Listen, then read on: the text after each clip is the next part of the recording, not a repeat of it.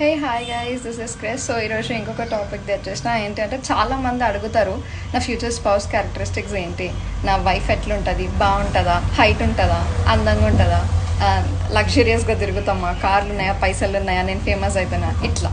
So ఇట్లా ఎవరైనా ఉంటే ఏం చేస్తారంటే మీ లగ్న చార్ట్ని చూడండి. ఓకే, మీరు నార్మల్ గూగుల్ సైట్లోకి వెళ్ళి హౌ టు గో ఫర్ లగ్న చార్ట్ అన్న మీకు ఒక సైట్ వస్తుంది. లేదు అంటే మీరు ఏమైనా యాప్స్ యూజ్ చేసినా అందులో కూడా మీకు లగ్న చార్ట్ వస్తుంది.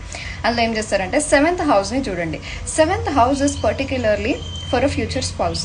ఓకే, అందులో ఏ ప్లానెట్ ఉంది, 1 ఉండొచ్చు, 2 ఉండొచ్చు, 3 ఉండొచ్చు, 4 ఉండొచ్చు, 5 అయితే నేను చూడలేదు, ఉంటే మీ ఇష్టం.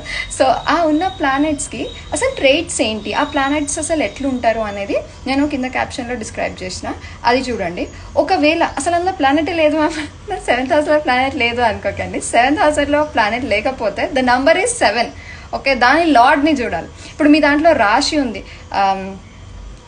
రాశిని ఏమంటారు, జోడియాక్ సైన్ ఉంది. జోడియాక్ సైన్కి లార్డ్ ఏదో చూస్తే మీకు ప్లానెట్ తెలుస్తుంది. ఆ ప్లానెట్ ట్రైట్స్ అనేది నేను క్యాప్షన్లో డిస్క్రైబ్ చేసిన. ఇవి only just general readings, personalised కాదు. డిఫరెంట్ కాస్ట్ అయినా డిఫరెంట్ రిలీజియన్ అయినా ఇందులోనే తెలిసిపోతుంది. Bye, please do share.